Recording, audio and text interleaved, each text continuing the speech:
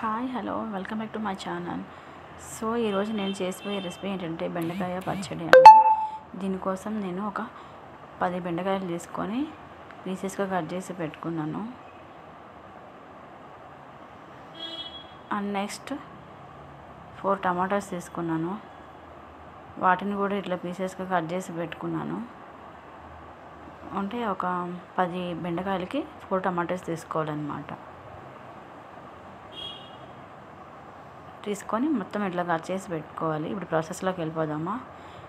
And stove మీద ఒక pan పెట్టుకొని దాంట్లో కొద్దిగా ఆయిల్ వేసి ఒక 6 వెల్లుల్లి రెబ్బలు వేసుకోవాలి.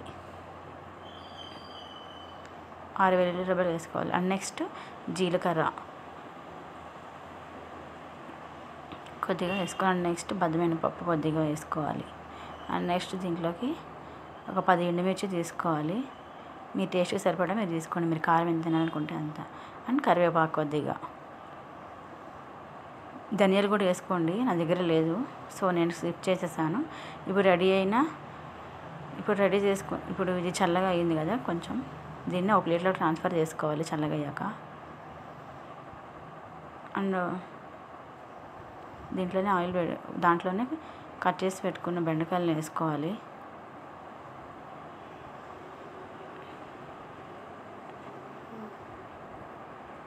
అండ్ కొద్దిగా 1/2 స్పూన్ పసుపు అండ్ 1 స్పూన్ సాల్ట్ వేసుకోవాలి. 1 స్పూన్ సాల్ట్ వేసుకొని మంచిగా కలుపుకోవాలి. అండ్ చింతపండు కూడా కొద్దిగా, చింతపండు మీ పులుపు ఎంత తినాలనుకుంటే అంత వేసుకోండి. నేను 4 టమాటా చేస్తాను కాబట్టి అంత యాడ్ చేసుకున్నాను. అండ్ నెక్స్ట్ దీంట్లోకి కట్ చేసి పెట్టుకున్న టమాటోస్ పీసెస్ని కూడా వేసుకోవాలి. వీటిని కూడా మంచిగా మగ్గబెట్టుకోవాలి. సో ఇప్పుడు మూత పెట్టేసుకోవాలి. అండ్ నెక్స్ట్ మనం ఇట్లా పక్కకి తీసుకున్నాం కదా, వాటిని ఒక మిక్సీ జార్లో వేసుకోవాలి.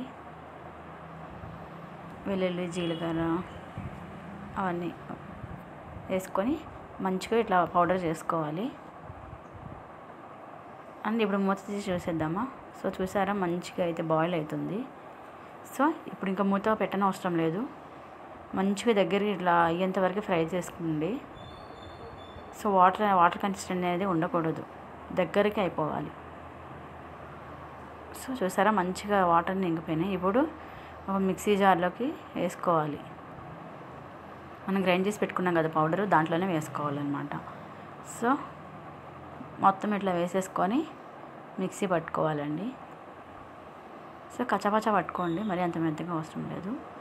ఇప్పుడు ప్యాన్ పెట్టుకొని ఆవాలు, జీలకర్ర, మినపప్పు, కరివేపాకు, ఎండుమిర్చి వేసుకొని ఇప్పుడు గ్రైండ్ చేసి పెట్టుకున్నాం కదా ఈ పేస్ట్ని కచ్చపచ్చ గ్రైండ్ చేసుకోవాలి.